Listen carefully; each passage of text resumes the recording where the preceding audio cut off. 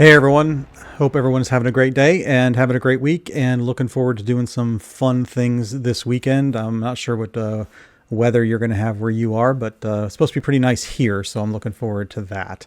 What I want to do here is take a look at some reviews from 4th edition from back when it was first released, because we all hear the things that people have to say about D&D 4th edition now, and how awful it is, and all those standard things that we get. I want to go back and actually look at some reviews that came out at the time and see what people had to say right then, and let's see what how that compares to what we hear today, and if there's anything different, let's talk about them. So I'm excited to get into that and see what they say and get everybody's thoughts on it. I didn't filter these like find like the best reviews or anything like that. I literally did a search in Google and for reviews of D&D 4th edition from before 2010, and I kind of just went down from the top results that I had.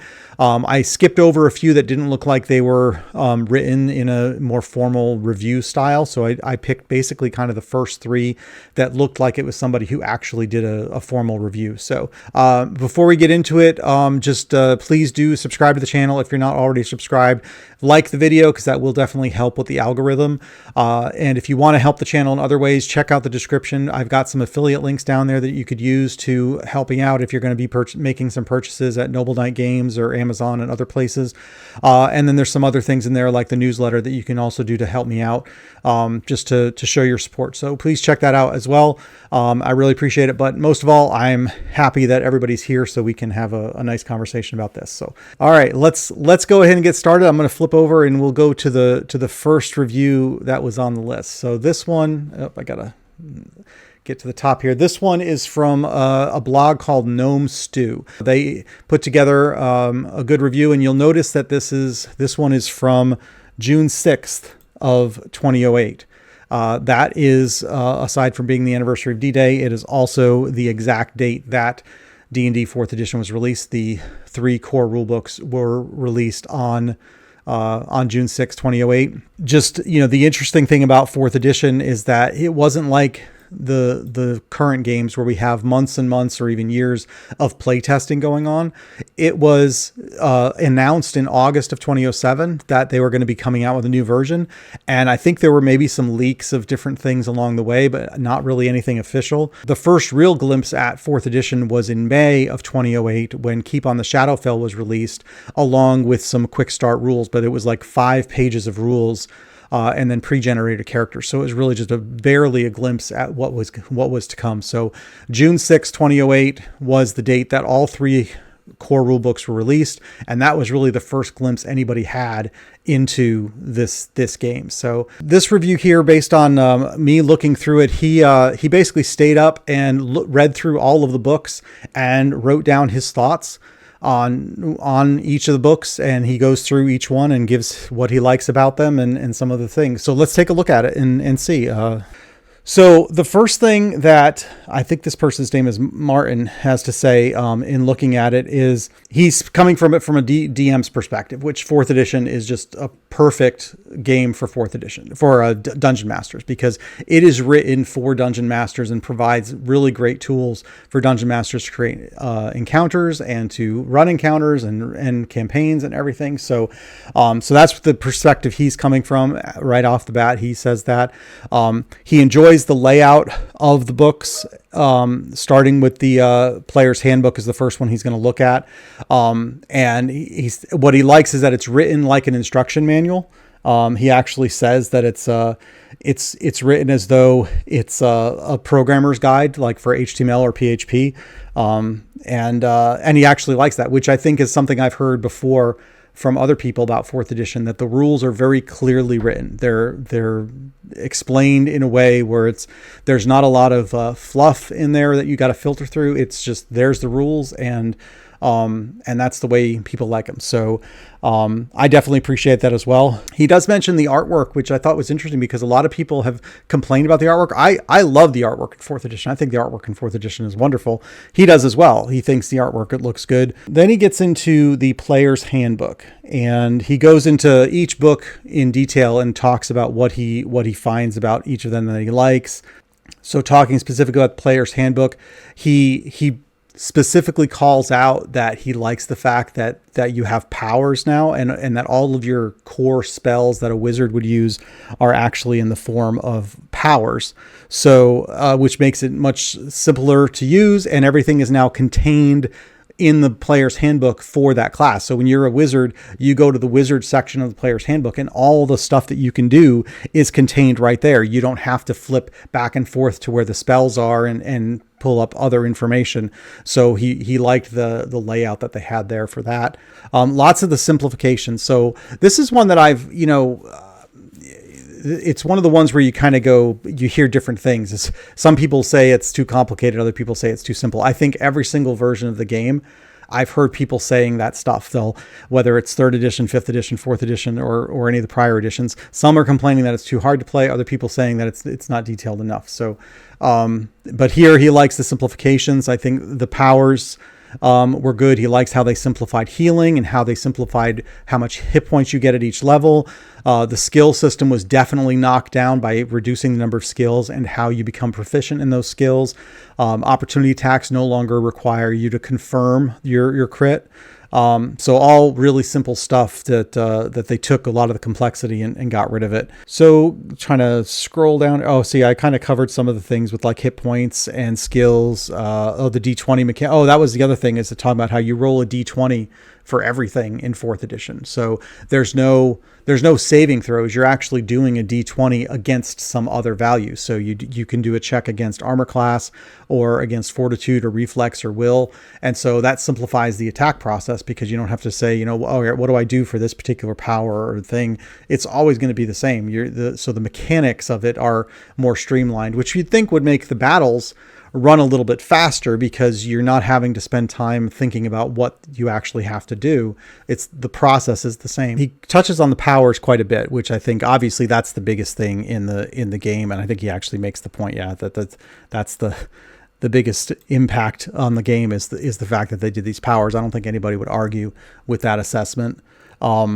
He does mention that doing combat without a battle map would be a challenge and would be time consuming. And there's not any rules in the game for you to do combat without a battle map. It's really expected that you're going to have a battle map, which I can understand that. I know that when I played the game, a lot of those kind of small encounters would take longer than they should, because you kind of have to bring out a battle map to really take advantage of the powers that you're going to use. The interesting thing is that he has a whole section here talking about the whole video game thing, which I think is really interesting, because that's like the biggest comparison that people put out there, is they say that 4th edition is just basically World of Warcraft. It's an MMO, it's a video game, whatever you want to say. This is the one that comes up over and over and over again. And I think he's got like an interesting take on it, that I believe it's him that has the one where it says that, this is not a bad thing. The fact that the game takes some influence from a video game is perfectly fine, because the video games have been taking their influence from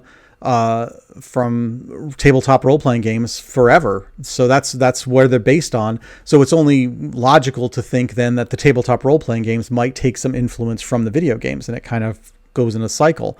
And then he goes into talking about the roles for each class, and how, specifically pointing out that there's no mechanical stuff that ties you to that particular role, but that it helps to align you to what the character is probably going to do anyway. And I find it really interesting that these are actually things that I know have come up in conversations, that on these discussions on the streams and in the posts that I've put out there, a lot of people have pointed these things out, that it's like, that these things that people complain about, like having character roles, they didn't really do anything. They didn't lock you into anything. And it was really just kind of putting a name on something that already existed anyway. If people, don't want to play that kind of game, then yeah, maybe 4th edition wasn't for them, but that doesn't mean that it's a bad game. It just, it tried to do a certain thing. It looked at what was going on in the world, and what people were liked, and said, you know what, let's fix some of these issues with 3.5.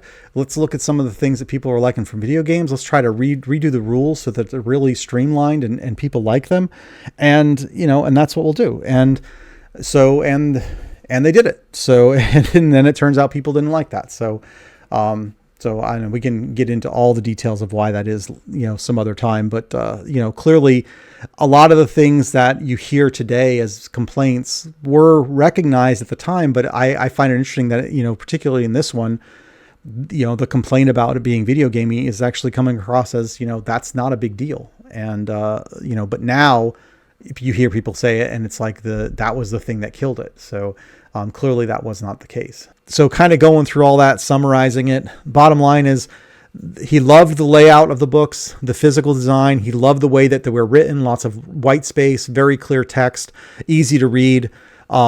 Liked that it was a game created for dungeon masters, and so much better than in the prior editions. This one was a game that for a dungeon master to be able to write a campaign and an encounter, clearly right from the beginning, that was something that he spotted, and it's something that I still recognize with 4th edition as a benefit. And bottom line is it looked amazing at a first glance, and he was excited to start playing it. So that review was on the day that it was released. The next review that I found is from Sly Flourish, who I know is still around. Sorry, I scrolled to the bottom here. Let me get back to the top. And obviously provides lots of great products. I have the Lazy Dungeon Masters book, and I think the Return of the Lazy Dungeon Master, and there's a workbook. So he's got some really great products out there for Dungeon Masters. So clearly he's coming at this from a Dungeon Master's perspective as well. You can see that this one was from July 3rd, 2008. So basically a month after the books were released. He is putting together his thoughts on what he thinks about 4th edition. I find it really interesting that he says right away how he got frustrated with 3.5 and how long it took to get through combat in 3.5, and makes a comment that he thinks that 4th edition combat is faster than 3.5. So I thought that was interesting. Obviously, one of the biggest complaints that we've even talked about here is that people say that 4th edition combat it just takes too long. But here's somebody a month into 4th edition being released, and they're happy that the combat in 4th edition runs so much faster than it did in 3.5. Now, I never ran 3.5, so I don't know if what happened, if that was really a thing. Is the 3.5 combat actually much slower than 4th edition, or was it just perception? So it was an interesting comment when I saw that. It goes against a lot of what you hear about that 4th edition is so slow, when here he's saying it's actually it may be slow, but it was an improvement over 3.5, at least in his mind at this time. So he again, just like with the last review, he mentions that the rules are simplified. So he likes that it's a consistent attack, always a D20, no saving throws. You're just going to go against AC, fortitude, will, or reflex. And then he says that all the classes are fun to play, which this is a big thing for me with 4th edition. I love the fact that no matter what kind of class I want to make, I could play any character I want. It took me a while when I first was getting into the game and was playing like Pathfinder that I never wanted to play a wizard or a spellcaster, because the complexity that went with being a spellcaster was just too much for me to deal with. I didn't want to have to I wanted to play a spellcaster, but it was just, I didn't want to have to deal with the complexity of it, and just making the character seemed like it was going to be an ordeal. But in 4th edition, you don't have that. The way that you create the characters is the same across the board. You get different options, and there's different things you can do, and there's slight differences in a wizard, because you do still have a spell book, but it's much more streamlined than in the other versions. So you can come into it and basically play any class that you want, and they're going to be super fun. And he particularly points out that clerics are, they're still the healer, but they're healers that get to also do attacks. And that's, and that's something that's nice. You kind of, you're not just, you have this thing where nobody ever wants to play the cleric because they're just going to have to sit back there and heal. Now, some people like playing clerics, and that's fine. But now the cleric gets a piece of the action too. And they can do their thing, and they also get to do the healing, but then they can also kind of kick some butt as well. So that's one thing that he points out. All the classes fun to play. Loves the powers. Again, that's another one that, people complain about the powers, and they specifically say that it made all the classes the same. But here at the time, we're on our second review now that we're looking at, and, and he's pointing out how he loves powers. His exact words, class powers rock, and he says about how powers were an evolution of feats, that feats kind of came in to add more things to skills and to give you more cool things to do as with regard to skills. Powers takes that to another level. So he really is singing the praises of that. And he gets into kind of the same thing we had in the last review, talking about the balance between the monsters and the characters, and how you can build much more balanced encounters in 4th edition much more easily by using all those different monster types. So you've got your minions, you've got your standard level monsters, you got the elite monsters, you got leader monsters. All the monsters have these labels that help you build an encounter that's appropriate, so you don't inadvertently put too many what would be considered leader monsters in your encounter, and you're dealing with a possible total party kill.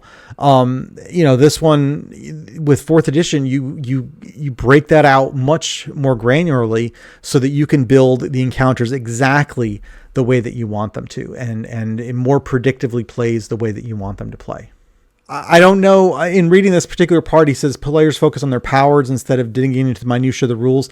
I think my takeaway from that one is, we were touching on that before, is that if you read through the 5th edition and you've got a lot of flavor text with every class feature, and buried within that flavor text is what the thing does. Somewhere in there as you're reading, it's like a word problem.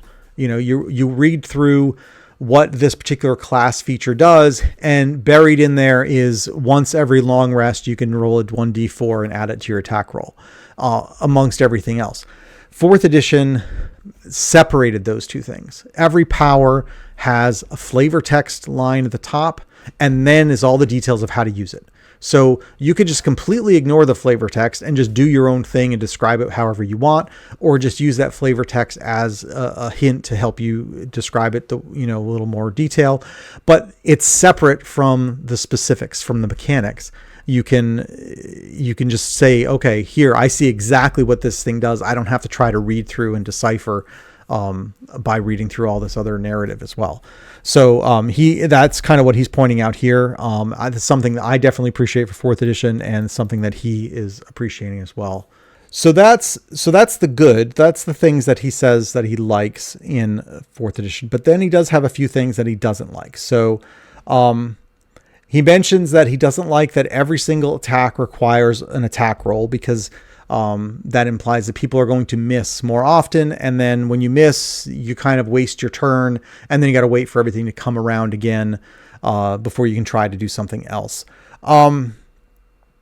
I don't disagree. Yeah, definitely you do have an attack roll every single time that you're doing something.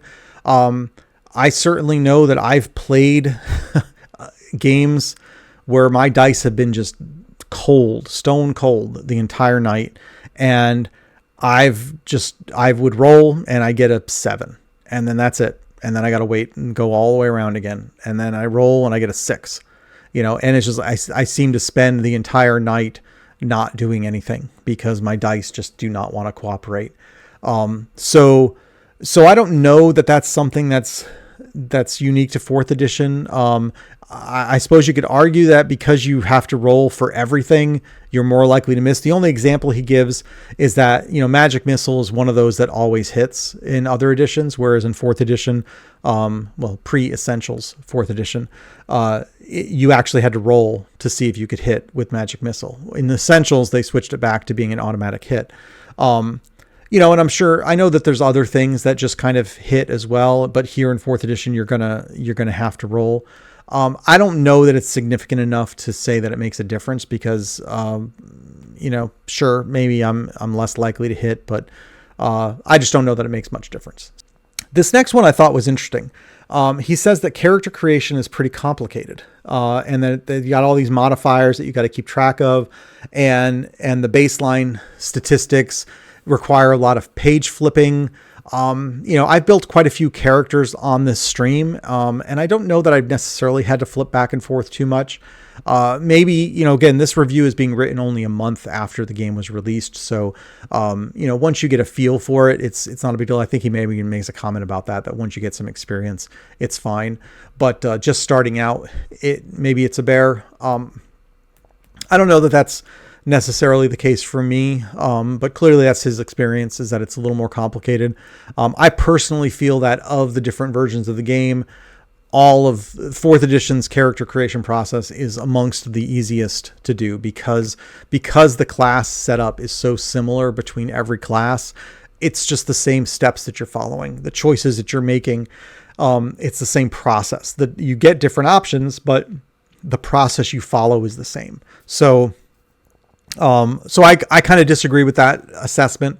I think character creation in fourth edition is actually fairly easy. But that depends on what your expectations are. And then I think this is where he kind of sums it up. And this to me, I think he hit the nail on the head, right off the bat. And again, we're talking about a review that was written a month after it came out.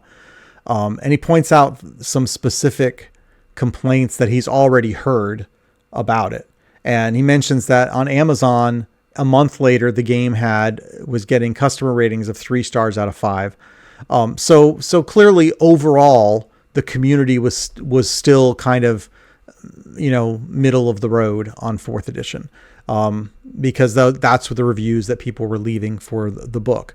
But he then went and read through some of those reviews at the time and points out 3 things that people say is that it was too simplified and that they miss a lot and took out a lot of the stuff that they had liked in 3.5, that they had already invested too much in 3.5 and didn't want to have to switch, and that it's basically World of Warcraft on paper. We hear certainly that last one all the time these days, and we've already touched on it in one of the other reviews. But he points out that all of these come down to, not wanting to change is basically what it is. And I can understand the second one. The second one to me is the one that has the most merit because, when you look at it, you say, okay, third edition came out in 2000, 3.5 came out in 2003, and fourth edition comes out in 2008. So you've only got 5 years. Second edition had come out in 89, and you had 11 years before third edition. So an 11-year span in between you having to buy a set of core rulebooks. But then you only had 3 years before you had to buy another set of core rulebooks for 3.5.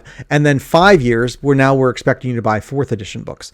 And so I can understand just some frustration at that and people not wanting to have to shell out another, chunk of change for these core rule books. So that one to me has merit. And I also I always also go back and I look at this and I say, this is 2008. And if anybody remembers 2008, the economy was crap in 2008. People were getting laid off, banks were failing, housing market was collapsing. So the notion of having free money that you could spend on a bunch of new D&D books was probably not tops on everybody's list. So that's not necessarily how it comes out. And people just say that I didn't want to have to buy new books, but I'm sure that the strength of the economy at the time had something to do with that as well. So I think that one has some merit. At the end of the day, all of that stuff, here it is a month into the game being released, and he still says it's his favorite game. He thinks combat is fast. He likes all the options that you have. He thinks every class is fun. So the benefits of the game outweigh the negative effects of the game. So I think that's a solid statement. So here we have our second review that we've looked at. This one now a month into the game being released, so he's had a chance to play it. And at the time, his consensus is that he believes that this is his new favorite game to play. There's one more review, and this one, so those two were within the first month. The first one was the first day that it was released, and then that one was a month later. The last one that I have is actually from this site called Blackgate. And again, I don't know if Blackgate is still an active site, if he still does other stuff. But this is from March of 2009. So now we're almost a year later. I think it's interesting. He points out that there's no sacred cows with 4th edition. And this to me goes back to a video Matt Colville did a while ago when he was announcing the new game rules that they're putting together, is that there's a lot of stuff in D&D that people don't really use. And the only reason it's still in D&D is because it's always been in D&D. And so you feel obligated to keep that stuff just because it's always been there. And he's going to be trying to get rid of that stuff. And I feel like, based on this comment here, that's kind of maybe what they did with some of the stuff in 4th edition. They changed the way the game is played because, to get away from what was the traditional way of playing the game and try to embrace something new, a new way of playing the game. And, and that's what a lot of people complain about, the whole it's not D&D thing to me, which is just ludicrous. It's just that's the take they had on it at that time, in the same way that adding the whole D20 system was a different take on the rule set, and adding in saving throws and all the things that have evolved over time. They're just different things that you've tried. Here, they decided, what, let's start fresh. Let's take a lot of the stuff, but let's look at it a new way and see what we can do with it. And they didn't hold themselves back by some history that was there. So, and that's, he points that out in this first paragraph there, that he thinks that was the approach that they took. Again, he gets into the notion of combat is like a video game. But he doesn't feel that combat as a video game is necessarily a bad thing, just out of hand. It's just okay, sure, it runs like a video game. Well, that doesn't necessarily mean it's bad. It just means that's just the approach that they're taking. I like his comment about, and I don't know, here we go. He's talking about skill challenges.